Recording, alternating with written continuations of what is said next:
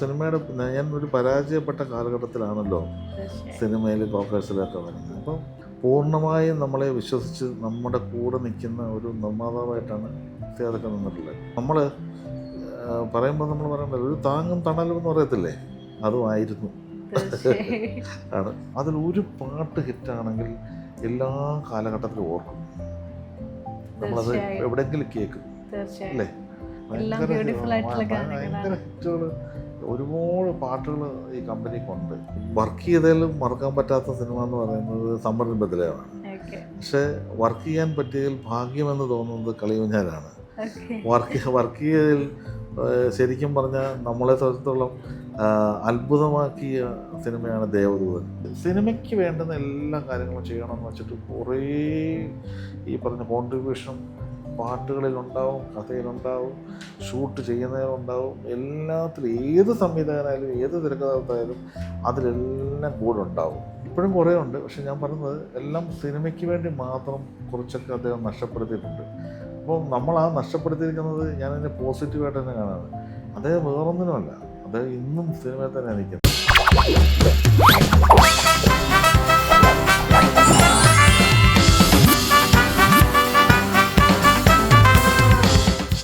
കോക്കേഴ്സ് films 40 വർഷത്തോളം മലയാള സിനിമയിൽ, ലോക സിനിമയിൽ തന്നെ നിൽക്കുന്ന ഒരു ചരിത്രം തന്നെയാണ് കോക്കേഴ്സ് ഫിലിംസിനെ കുറിച്ച് പറയാനുള്ളത്.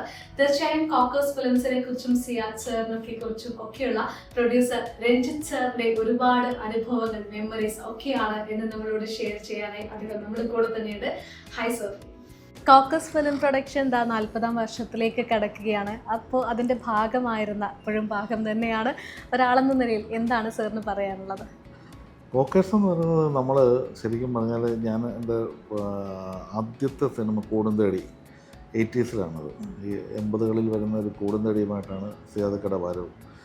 നമ്മൾ അന്ന് തന്നെ ഇഷ്ടപ്പെട്ട ഒരു സിനിമയാണ്. അതിലെ പാട്ട് എപ്പോഴും ഭയങ്കര ഹിറ്റാണ്. വാചാരം, നിർമ്മമനം, ആ പാട്ടുകളൊക്കെ ഇന്നും ഭയങ്കര ഹിറ്റായിട്ട് എല്ലാവരും പാടുന്നതാണ്. അപ്പോൾ അന്ന് നമ്മൾ കണ്ടിട്ടില്ലാത്തൊരു കോമ്പിനേഷനൊക്കെ ആയിട്ട് സിനിമ വന്ന് കോക്കേഴ്സിനെ നമ്മളിങ്ങനെ ശ്രദ്ധിക്കുന്നു. ഞാനൊക്കെ സിനിമയിൽ ഇങ്ങനെ എല്ലാ സിനിമകളും കാണുകയും ഇഷ്ടപ്പെടുകയും ചെയ്യുന്ന കാലഘട്ടത്തിലും പഠിച്ചുകൊണ്ടിരിക്കുന്ന സമയത്തൊക്കെയാണ് ഈ പടങ്ങളൊക്കെ സിനിമയൊക്കെ ഈ വരുന്നത്. അതിനുശേഷം രേവതിക്കൊരു പാവക്കുട്ടി, അങ്ങനെ കുറേ സിനിമകൾ വന്ന് പൊയ്ക്കൊണ്ടിരിക്കുന്നു. പക്ഷെ എനിക്ക് തോന്നുന്നത് സന്മനസ്സുള്ള സമാധാനവും പട്ടണപ്രവേശമൊക്കെ വരുമ്പോഴത്തേക്ക് കോക്കേഴ്സ് എന്ന് പറഞ്ഞൊരു കമ്പനി ഈ ആളുടെ മനസ്സിൽ, അന്നത്തെ മലയാളികളുടെ മനസ്സിൽ ശരിക്കും ഉറപ്പിച്ച് കഴിഞ്ഞു. അപ്പോൾ ആ 90കളിലേക്ക് എത്തുന്ന സമയത്ത് മഴവിൽക്കാവടിയുടെ വരുന്നതോടി പിന്നെ അതിങ്ങനെ അങ്ങ് അടിച്ചുറപ്പിച്ചു. അപ്പോൾ ഈ ശരിക്കും സിയാദക്കട ആ കാലഘട്ടത്തിൽ ഉള്ള പടങ്ങളെല്ലാം ശ്രദ്ധിച്ചറിയാം. സത്യനന്ദിക്കാട് കൂട്ടുകെട്ടിലും ശ്രീനിവാസൻ അങ്ങനെ എഴുതുന്ന പടങ്ങൾ, അല്ലെങ്കിൽ രഘുനാഥ് പലേരി, അങ്ങനെ കുറേ നല്ല സിനിമകൾ ഇങ്ങനെ വന്നുകൊണ്ടിരിക്കുന്ന ഒരു സമയമാണ്. അതിനുശേഷം പിന്നെ വന്നതാണെങ്കിലും കനൽക്കാറ്റാണ്. ഞാൻ സിനിമ വരുമ്പം എൻ്റെ സിനിമയുടെ ഷൂട്ടിൻ്റെ കൂടെ ഉണ്ടായിരുന്ന സിനിമയാണ് കനൽക്കാറ്റ്. ഉർവശി അവിടുന്ന് വന്നു പോയിക്കൊണ്ടിരുന്നൊരു ഷൂട്ടായിരുന്നു അത്. കാരണം മുഖചിത്രവും കനൽക്കാറ്റുമാണ് ഷൂട്ട് കൊണ്ടിരുന്നത്. അപ്പോൾ അവിടുന്ന് വരുമായിരുന്നു ഷൂട്ട് ചെയ്യാൻ. അപ്പോൾ ആലപ്പുഴയും എറണാകുളമായിരുന്നു. വളരെ പെട്ടെന്ന്, ഇന്നത്തെ പോലെ ട്രാഫിക് ജാമൊന്നുള്ള സമയമില്ല അന്ന്. അങ്ങനെ വന്ന് ഷൂട്ട് ചെയ്യുകയൊക്കെ ചെയ്ത് പോയൊരു സിനിമയാണ്. അങ്ങനെ ഞാൻ 90കളിൽ സിനിമ വരുമ്പം ഞാൻ ഈ ഭയങ്കര ഒരു നമ്മൾ അന്ന് എറണാകുളത്ത് വരുമ്പോൾ അന്ന് മൈമൂണിലിടുന്ന തിയേറ്ററുണ്ട്. അപ്പോൾ അതൊരു ഭയങ്കര അഭിമാനമായൊരു തിയേറ്ററായിരുന്നു. അപ്പോൾ ഞാൻ അവിടെ വന്ന് പല സിനിമകളും കണ്ടിട്ടുണ്ട്. അങ്ങനെ അപ്പോൾ ഈ ലുലുവിലൊക്കെ അന്ന് സിനിമകൾ കണ്ടിരുന്ന ഒരാൾ, ഞാൻ 91 സിനിമ എടുക്കുമ്പം അന്നും എൻ്റെ സിനിമയും ഞാൻ മൈമൂണിൽ ആണ് അന്ന് ചെയ്ത് ഓടുന്നത്. അപ്പോൾ അവിടെ ചെല്ലുമ്പോഴൊക്കെ ഇപ്പോൾ ഒരു അത്ര വലിയ പ്രായമൊന്നും ഇല്ലാത്ത സമയത്താണല്ലോ നമ്മൾ സിനിമ എടുക്കുന്നത്. അപ്പോൾ ഞാൻ സിയാദൊക്കെ കണ്ടൊക്കെ സംസാരിക്കുമ്പോൾ, അപ്പോൾ ആ കാലഘട്ടത്തിൽ എനിക്ക് ഓർമ്മയെന്ന് വെച്ചാൽ ഈ മുഖചിത്രം ഭയങ്കര ഹിറ്റായിട്ട് ഓടുന്നുണ്ട്, വലിയ കാര്യമായിട്ട് എന്നോട് സംസാരിക്കും. അപ്പോൾ അങ്ങനെ ഒരു ബന്ധം എന്ന് പറയുന്നത് കോക്കേഴ്സുമായിട്ട് തുടങ്ങുന്നത് ഞാൻ അവിടെ നിന്നാണ്. ഞാൻ സിയാദൊക്കെ കാണുന്നതും പരിചയപ്പെടുന്നതും സിനിമകൾ ഓടിക്കുന്നതൊക്കെ ആയിട്ടുള്ള അവിടെ നിന്ന് വന്നു. പിന്നെ അടുത്ത സിനിമ വന്നപ്പോഴും അവിടെ തന്നെയായിരുന്നു. അപ്പോൾ ഈ മൈമൂൺ ലുലു എറണാകുളത്ത് നമ്മുടെ ഒരു ഭാഗമായി മാറി. അതിൻ്റെ അടുത്ത സിനിമ വന്നപ്പോഴും ഞാൻ അവിടെ തന്നെയായിരുന്നു. ഞാൻ അന്ന് ഡിസ്ട്രിബ്യൂഷൻ കമ്പനിയൊക്കെ ഉള്ള സമയത്ത് തുടങ്ങുമ്പോഴും അത് തന്നെയായിരുന്നു. പിന്നെ നമ്മൾ കാണുന്നത് ഒരു പ്രത്യേകത എന്താണെന്ന് വെച്ചാൽ, നമ്മുടെ സിനിമകളൊക്കെ എൻ്റെ സിനിമകളൊക്കെ ആ സമയത്ത് ഞാൻ നേരെ പറഞ്ഞിരുന്നത് പരാജയപ്പെട്ട സിനിമകളുണ്ടല്ലോ. പരാജയം എത്തിക്കഴിയുമ്പോൾ നമ്മളെ സംബന്ധിച്ചിടത്തോളം അപ്പോഴും അതുപോലെ തന്നെ പെരുമാറുന്ന ആളുകൾ വളരെ കുറവാണ്. അപ്പോൾ ആ സമയത്താണ് ഈ പറഞ്ഞ പോലെ ഞാൻ കൂടുതൽ അടുക്കുന്നത്. അപ്പോൾ അങ്ങനെ ഒരടുപ്പം ഇങ്ങനെ നിലകൊണ്ട് പൊയ്ക്കൊണ്ടിരിക്കുന്നതിനിടയിലാണ് പിന്നീട് ഞാൻ സിയാദക്കയുടെ സിനിമകൾ ചെയ്യുന്ന അവസ്ഥയിലേക്ക് എത്തി. അത് ഫസ്റ്റ് ഫിലിം കളിയൂഞ്ഞാലായിരുന്നു. അപ്പോൾ ഈ കളിയൂഞ്ഞാലിൽ തുടങ്ങിയ ആ ഒരു റിലേഷൻ 90കൾ തുടങ്ങി എന്നെ ജീവിതത്തിൽ 35 വർഷമായി. സിയാദക്ക 40 കൊല്ലമായി. ഞാൻ സിനിമയിൽ വന്നിട്ട് 35 വർഷമാണ്. ഞാൻ 90കളിലാണ് സിനിമ വന്നത്. പക്ഷേ ഈ 35 കൊല്ലമായിട്ടും ഒരു എന്ന് ആദ്യം പരിചയപ്പെട്ടോ അതുപോലെ ആ ബന്ധം തുടരുന്ന ഒരു കമ്പനിയാണ് കോക്കേഴ്സ്. എന്നുവെച്ചാൽ സിയാദക്കയോടുള്ള ഒരു അടുപ്പം മാത്രമല്ല, ആ കുടുംബവുമായി ഭയങ്കര അടുപ്പമാണ്. അപ്പോൾ എല്ലാവരെയും എനിക്ക് അതിനകത്ത് വെച്ചാൽ എല്ലാവരും കൊച്ചു കുട്ടികളായിരിക്കുമ്പോൾ തൊട്ട് എല്ലാവരുമായിട്ട് അടുപ്പമുള്ളതുകൊണ്ട് എല്ലാവരും അങ്കിളെന്ന് വിളിക്കുന്ന മക്കളായാലും ചേച്ചിയാണേലും ചേച്ചിയൊക്കെ ഭയങ്കര ഒരു ആധികാരികമായിട്ട് എന്നോട് സംസാരിക്കുന്നത്. എന്ന് വെച്ചാൽ അത്ര അടുപ്പമാണ് അത്. അപ്പോൾ അങ്ങനെ നമുക്കൊരു ജീവിതത്തിലൊരു ഭാഗം എന്ന് പറയുന്നത് ഇപ്പോഴും ആ ഒരു കോക്കേഴ്സ് കമ്പനി എൻ്റെ കമ്പനി എന്ന് പറയുന്ന ചില ഉണ്ടാവില്ലേ, നമുക്ക് അങ്ങനെ തോന്നുന്ന ചില കമ്പനികളില്ലേ, അതുപോലെ എൻ്റെ കമ്പനി എന്ന് തോന്നുന്ന ഒരു കമ്പനിയാണ് കോക്കേഴ്സ്. കോക്കേഴ്സിൻ്റെ കൂടെ ചെയ്തത് 5 സിനിമകളാണ്. കളിയൂഞ്ഞാൽ, സത്യശിവസുന്ദരം, ഒരു മറവത്തൂർ കനവ്, സമറിൻ ബത്ലഹേം, ദേവദൂതൻ. അപ്പോൾ എങ്ങനെയായിരുന്നു മൊത്തത്തിലുള്ളൊരു എക്സ്പീരിയൻസ് പറയുകയാണെങ്കിൽ? ഇപ്പോൾ ഓൾറെഡി പറഞ്ഞു കഴിഞ്ഞു, എന്നാലും ഓരോ സിനിമകളുടെ എക്സ്പീരിയൻസ് പറയുകയാണെങ്കിൽ എങ്ങനെയായിരുന്നു കോക്കേഴ്സിൻ്റെയും സിയാദ് സാറിൻ്റെയും? അതെന്താ വെച്ചാൽ നമുക്കങ്ങനെ എക്സ്പീരിയൻസിനേക്കാൾ ഉപരി ബന്ധങ്ങളാണല്ലോ. കാരണം വെച്ചാൽ എനിക്ക് അങ്ങനെ തീർന്നിട്ടുള്ളത് ഇന്ന് ഈ നമ്മൾ ഇപ്പോൾ മനസ്സിലാക്കേണ്ട പുതിയ തലമുറ അറിയേണ്ടത് വെച്ചാൽ ഈ എറണാകുളം കച്ചേരിപ്പടിയിൽ നിന്ന് അങ്ങോട്ട് തിരിഞ്ഞാൽ കുറച്ചങ്ങോട്ട് കഴിയുമ്പോഴത്തേക്ക് ഉടനെ സിയാദക്കയുടെ വീട്, അടുത്ത മൈമൂണിലൊരു തിയേറ്റർ, അത് കഴിഞ്ഞ് സിയാദക്കയുടെ ഓഫീസ്. അപ്പോൾ ഒരു ഏരിയ മുഴുവൻ ഇത് കവർ ചെയ്യാതെ പോകാൻ പറ്റില്ല. ഇതെല്ലാം സ്വന്തം ബിൽഡിങ്ങുകളും സ്വന്തം സ്ഥലങ്ങളുമാണ്. അപ്പോൾ അങ്ങനെ ഒരു വലിയൊരു ഒരു ചരിത്രമുണ്ട്. കാരണം ആ വീടും അതൊക്കെ എനിക്ക് ഇപ്പോഴും നല്ല ഓർമ്മയാണ്. ആ വീട്ടിൽ ഭക്ഷണം കഴിച്ചിട്ടുള്ളതൊക്കെ ഒരുപാട് ഓർമ്മകളുണ്ട്. അതുപോലെ വീട് എൻ്റെ പിന്നീട് സിയാദക്ക വെച്ച വീടായാലും അവിടെ പോയപ്പോഴും ഒക്കെ എല്ലാം നമ്മുടെ ഉള്ളിലുള്ളത് കൊണ്ടും പിന്നെ അന്ന് അപ്പം ഞാൻ എറണാകുളത്ത് ഈ ഇന്നത്തെ കാലത്ത് ആലോചിക്കണം, എനിക്ക് തോന്നുന്നത് എത്രയോ ഏക്കർ സ്ഥലമാണ് ഈ ടൗണിൻ്റെ നടുക്കുണ്ടായിരുന്നത്. അത് ഇപ്പോഴും കുറേ ഉണ്ട്. പക്ഷെ ഞാൻ പറഞ്ഞത് എല്ലാം സിനിമയ്ക്ക് വേണ്ടി മാത്രം കുറച്ചൊക്കെ അദ്ദേഹം നഷ്ടപ്പെടുത്തിയിട്ടുണ്ട്. അപ്പോൾ നമ്മൾ ആ നഷ്ടപ്പെടുത്തിയിരിക്കുന്നത് ഞാനതിന് പോസിറ്റീവായിട്ട് തന്നെ കാണാറ്. അദ്ദേഹം വേറൊന്നിനുമല്ല, അദ്ദേഹം ഇന്നും സിനിമയിൽ തന്നെയാണ് നിൽക്കുന്നത്. ആ സിനിമയ്ക്ക് വേണ്ടി തന്നെയാണ് ഈ നമ്മുടെ ഇത്രയും എന്തൊക്കെ ചെയ്താലും അതിനു വേണ്ടി തന്നെ എനിക്ക് തോന്നുന്നു സിയാദക്കയുടെ അവസാനം വരെ സിയാദക്ക സിനിമയിൽ പോകുന്നത് എനിക്ക് വിശ്വാസമില്ല. കാരണം അതങ്ങനെ ഒരു ജീവനശ്വാസമൊക്കെ ആയിട്ട് അങ്ങനെ കിടക്കുകയാണ്. അപ്പോൾ അതുകൊണ്ട് നമ്മൾ അസോസിയേഷനായാലും അല്ലാത്ത കാര്യങ്ങളായാലും എന്തെങ്കിലും ഒരു ആവശ്യം വന്നാലും എറണാകുളത്തൊരു ആവശ്യം വന്നാലും അത് ഞാൻ മാത്രമല്ല കേട്ടോ, എല്ലാവരും വിളിക്കുന്ന ഒരാളാണ് സിയാദക്ക. അപ്പോൾ അങ്ങനെ അത് അതിനകത്ത് തന്നെ ഒരു സ്നേഹം കിടപ്പുണ്ട് സിയാദക്ക എന്ന് പറയുന്നത് അല്ലേ. അപ്പോൾ അങ്ങനെ ഞാൻ ഇപ്പോൾ ഇത് പറയുമ്പോൾ എന്ന് വെച്ചാൽ ഇതിനകത്ത് ഈ വളർന്നു വരുന്നവരെ അല്ലെങ്കിൽ ചെറിയ ഇതിൽ വരുന്നവരെ പോലും പ്രോത്സാഹിപ്പിച്ച് കൊണ്ടുവന്നൊരു കാര്യമുണ്ട്. അത് കൂടുതൽ അനുഭവിച്ചിട്ടുള്ളതാണ് ഞാൻ. അപ്പോൾ അതുകൊണ്ട് ഞാൻ എക്സ്പീരിയൻസിനേക്കാൾ ഉപരി എൻ്റെ സ്വന്തം എന്ന് പറയുന്നതാണ് എനിക്ക് ഇഷ്ടം. കാരണം അങ്ങനെ വേണം ആദ്യം മുതൽ തോന്നിയിട്ടുള്ളത്. അതുകൊണ്ടാണ് അങ്ങനെ തന്നെ പറയുന്നത്. 100% ഉണ്ട്. കാരണം പിന്നെ നമ്മൾ ആലോചിക്കണം, ഞാൻ പലപ്പോഴും സിയാദക്കയോട് തന്നെ പറഞ്ഞിട്ടുണ്ട്, ഈ സിയാദക്കയുടെ കയ്യിൽ സിയാദക്ക ചെയ്തിട്ടുള്ള സിനിമകളുടെ പേരുകൾ, സിയാദക്ക ചെയ്തിട്ടുള്ള സിനിമയുടെ പാട്ടുകൾ, സിയാദക്ക ചെയ്ത സിനിമയുടെ കഥ, ഇതൊന്നും മലയാള സിനിമയുടെ ചരിത്രം പറയുന്നിടത്ത് പറയാതിരിക്കാൻ പറ്റുമോ?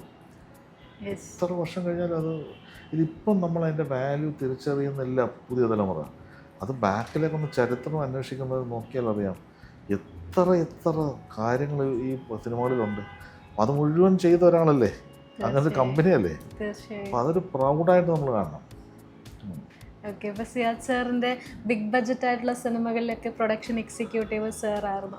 അപ്പോൾ എങ്ങനെയൊക്കെയായിരുന്നു അതിന് സിയാദ് സാറിൻ്റെ ഭാഗത്തു നിന്നുള്ള സപ്പോർട്ട്, അതിൻ്റെ ബാക്കി കൺട്രോളിങ്ങും ഒക്കെ എങ്ങനെയായിരുന്നു? ആ ഒരു ബിഗ് ബഡ്ജറ്റ് എന്ന് പറയുമ്പോൾ തന്നെ അങ്ങനെ ഒരു കാര്യം നോക്കൂല. കാരണം വെച്ചാൽ ഈ ഒരു സിനിമ വരുമ്പോൾ എന്ത് ബഡ്ജറ്റ് തീരുമെന്ന് മാത്രം അറിയണം, അല്ലാതെ ഒരു കാര്യം അങ്ങനെയല്ല. അതെന്ന് വെച്ചാൽ മൊത്തം കഥയിലാണ്. മറ്റേ അത് നമ്മളിങ്ങനെ ഒന്ന് അഡ്ജസ്റ്റ് ചെയ്ത് ഷൂട്ട് ചെയ്താലോന്ന് വെച്ചാൽ അത് ചെയ്യാൻ പറ്റത്തില്ല.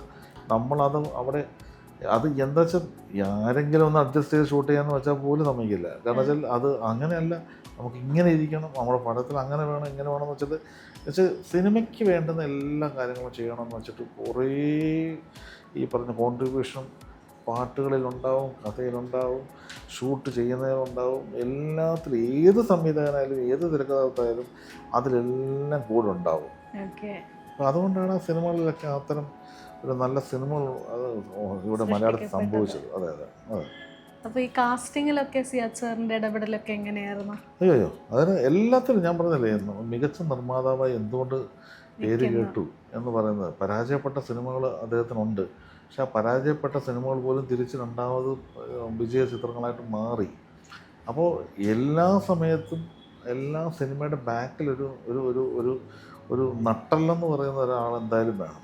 അത് ഒരു നട്ടലിലൂടെ നിന്ന ഒരാളാണ് സിയാദ് കോക്കർ എന്ന് പറയുന്ന ആൾ. ഓക്കെ, ഇപ്പോൾ സിയാദ് സാറിൻ്റെ ഫാമിലിയായിട്ടൊക്കെ നല്ല ബന്ധമായിരുന്നു എന്ന് പറഞ്ഞിട്ടുണ്ടായിരുന്നു. അപ്പോൾ എങ്ങനെയായിരുന്നു നിങ്ങളുടെ രണ്ടുപേരുടെയും ഫാമിലി വൈസ് ഉള്ള ഇപ്പം നല്ല മെമ്മറീസ് ഒക്കെ എങ്ങനെയാണ്? അതിപ്പോൾ പറയാതിരിക്കാൻ പറ്റത്തില്ല. കാരണം നമുക്കിപ്പം ഞാനും സിയാദൊക്കെ ഭയങ്കരമായിട്ട് സംസാരിക്കുമ്പം ഒരേ പാരലായിട്ട് ജിപ്പിയും സോണി ചേച്ചിയും കൂടെ സംസാരിച്ചുകൊണ്ടിരിക്കും. അപ്പം ഞങ്ങൾ രണ്ടുപേരും പറയും, അപ്പുറത്തുനിന്ന് ഫോണിൽ ഞാൻ പറയും സിയാദൊക്കെ സോണി ചേച്ചി അപ്പോൾ സംസാരിച്ചോണ്ടത് എനിക്കും കേൾക്കോളൂ. കാരണം അപ്പോൾ നമ്മൾ പറയും ഒരേ കാര്യങ്ങൾ പാരലായിട്ട് സംസാരിക്കുകയാണ്. അങ്ങനെ വെച്ചാൽ ഞാൻ പറഞ്ഞ എല്ലാ ഫാമിലി ആയിട്ടുള്ള റിലേഷൻസും അല്ലെങ്കിൽ ബാക്കിയുള്ളതൊക്കെ ആയിട്ടൊക്കെ പറഞ്ഞാലും നമ്മൾ ഒരു ഒരു ഒരു എനിക്ക് അങ്ങനെ ഒരു കുടുംബമായിട്ട് ഞങ്ങളിപ്പോൾ ഒരു ബോംബെയിൽ ഞങ്ങളൊരു കല്യാണത്തിൽ സുരേഷ് കുമാറിൻ്റെ മോളൊക്കെ പോകുമ്പോൾ അവിടെയൊക്കെ ഭയങ്കര രസമായിരുന്നു. കാരണം വെച്ചാൽ നമുക്കത് അതൊരു ഒരു ഒരു ഒരു ഒരു ബന്ധങ്ങൾ എന്ന് പറയുന്നത് ഭയങ്കരമായിട്ട് നമ്മളൊക്കെ കൊണ്ടുപോകുന്നുണ്ട്. അത് ഒരിക്കലും അത് നമ്മളുള്ളിടത്തോളം കാലം ഉണ്ടാവും. അദ്ദേഹമായിട്ടുള്ളൊരു സ്പെഷ്യൽ മൊമെന്റ് ഏതാണ്? അങ്ങനെ ഞാനൊരു ചോദ്യം വലിയ കുഴപ്പിക്കുന്നത്, കാരണം ഒരുപാട് ഇഷ്ടമുള്ള കാര്യങ്ങളാണ് നമ്മുടെ കൂടെ. ഞങ്ങൾ തമ്മിൽ അങ്ങനെ അഭിപ്രായ വ്യത്യാസങ്ങളൊന്നും ഇന്നുവരെ ഉണ്ടായിട്ടില്ല. അതുകൊണ്ട് എല്ലാം ഇഷ്ടമുള്ള കാര്യങ്ങളുണ്ട്. എനിക്കങ്ങനെ ഒരു പ്രത്യേകിച്ച് അത് എടുത്തെടുത്ത് പറയാൻ പറ്റുന്നില്ല. ഒരുപാട് കാര്യങ്ങൾ നല്ല കാര്യങ്ങൾ ഉണ്ടായിട്ടുണ്ട്. പിന്നെ ജീവിതത്തിലെ ബുദ്ധിമുട്ടുകൾ അനുഭവിച്ച കാലഘട്ടത്തിൽ ഈ ഒരു നമ്മൾ പറയുമ്പോൾ നമ്മൾ പറയണ്ടല്ലോ, ഒരു താങ്ങും തണലും എന്ന് പറയത്തില്ലേ, അതുമായിരുന്നു. ആണ്. കോക്കേഴ്സിലൂടെ സാറിൻ്റെ കരിയറിലുണ്ടായ മാറ്റങ്ങളെ എങ്ങനെയാണ് വിലയിരുത്തുന്നത്? അത് ഒരു സിനിമയുടെ ഞാൻ ഒരു പരാജയപ്പെട്ട കാലഘട്ടത്തിലാണല്ലോ സിനിമയിൽ കോക്കേഴ്സിലൊക്കെ വരുന്നത്. അപ്പം ആ സമയത്ത് അങ്ങനെ ഒരു കാഴ്ചപ്പാടിലല്ലാതെ നമുക്ക് ഈ പൂർണ്ണമായും നമ്മളെ വിശ്വസിച്ച് നമ്മുടെ കൂടെ നിൽക്കുന്ന ഒരു നിർമ്മാതാവായിട്ടാണ് സിയാദൊക്കെ നിന്നിട്ടുള്ളത്. അത് നമുക്കൊരു വലിയൊരു ഊർജ്ജം നൽകും ഒരു സിനിമ എന്ന് പറയുന്നത്. പിന്നെ കഥ എന്ന് പറയുന്നത്, ഞാനൊരു കഥ പറയുന്നതോ അല്ലെങ്കിൽ കഥ പറയുമ്പോഴോ അത് ഭയങ്കരമായിട്ട് വിശ്വസിക്കുന്ന ഒരാളാണ്. അങ്ങനെ അപ്പോൾ അതുപോലെ തന്നെ തിരിച്ച് സിയാദ് നന്നായിട്ട് കഥ പറയും. അപ്പോൾ അങ്ങനെ പറയും. അപ്പോൾ അങ്ങനെ പറയുന്ന ഒരാളായിരുന്നുകൊണ്ടും നമ്മളാ പല കാര്യങ്ങളും നമ്മൾ അത്ര എക്സ്പീരിയൻസ് എപ്പോഴും നമ്മുടെ ജീവിതത്തിൽ ഒരു സിനിമയിൽ നിൽക്കുന്ന ഒരാൾക്ക് ഗുണം കിട്ടുമല്ലോ. അപ്പോൾ എനിക്കൊരു പൂർണ്ണ പിന്തുണ നൽകി അല്ലെങ്കിൽ അങ്ങനത്തെ സിനിമകൾ എടുക്കാൻ കൂടെ നിന്ന ഒരാളാണ്. അപ്പോൾ അതുകൊണ്ട് എൻ്റെ തിരിച്ചുള്ള സിനിമ വരവിലും അത് കുറച്ച് നമ്മളെ സംബന്ധിച്ചിടത്തോളം അത്തരം അനുഭവങ്ങൾ ഗുണം ചെയ്തിട്ടുണ്ട്. നല്ല സിനിമകൾ ഉണ്ടാക്കാൻ നമുക്ക് സംഭവിച്ചിട്ടുണ്ട്, കാര്യങ്ങൾ അങ്ങനെ ചെയ്യാൻ പറ്റിയിട്ടുണ്ട്. അതാണ് സത്യം. ഓക്കെ, കോക്കേഴ്സിൻ്റെ കൂടെ 5 സിനിമകളാണ് ചെയ്തത്. അതിൽ സാറിന് ഏറ്റവും പ്രിയപ്പെട്ടതായിട്ട് തോന്നിയ ഒരു സിനിമ ഏതാണ്? അതെപ്പോഴും നമ്മളെ സംബന്ധിച്ചോളം വർക്ക് ചെയ്തതിലും മറക്കാൻ പറ്റാത്ത സിനിമ എന്ന് പറയുന്നത് സമ്മർ ബദലയാണ്. പക്ഷേ വർക്ക് ചെയ്യാൻ പറ്റിയതിൽ ഭാഗ്യമെന്ന് തോന്നുന്നത് കളിയൂഞ്ഞാലാണ്. വർക്ക് ചെയ്തതിൽ ശരിക്കും പറഞ്ഞാൽ നമ്മളെ സംബന്ധിച്ചിടത്തോളം അത്ഭുതമാക്കിയ സിനിമയാണ് ദേവദൂതൻ, വർഷങ്ങൾക്ക് ശേഷമുള്ള റീ റിലീസ്. പിന്നെ സത്യവിശ്വസുന്ദരമാണ്. സത്യവിശ്വസുന്ദരം അത് റാഫി മെക്കാർട്ടിനുമായിട്ടുള്ള ഒരു അടുപ്പവും കാര്യങ്ങളൊക്കെ അതങ്ങനെ തന്നെ നമ്മൾ കൊണ്ടുപോയി പിന്നീട് റാഫി എഴുതിയ ഒരു സിനിമ എൻ്റെ ഏറ്റവും ജീവിതത്തിലെ ഹിറ്റായി മാറുകയും ചെയ്തിട്ടുണ്ട്, 2 Countries. അപ്പോൾ എല്ലാ സിനിമകളും ഇതുമായിട്ട് ബന്ധമുണ്ട്. അപ്പോൾ അതുകൊണ്ട് എല്ലാം ഇല്ല എല്ലാം നല്ലതായിരുന്നു എന്ന് മാത്രമാണ് എൻ്റെ അഭിപ്രായം. ഒന്നും മോശമായിരുന്നില്ല. കോക്കേഴ്സ് എന്ന് പറഞ്ഞ കമ്പനിയിലെ വരവും കോക്കേഴ്സിൻ്റെ കൂടെ വന്നതും പിന്നീടുള്ള ജീവിതവും എല്ലാം നമുക്ക് ഒരുമിച്ച് തന്നെ ഉള്ള ഒരു കാര്യം തന്നെയാണ്.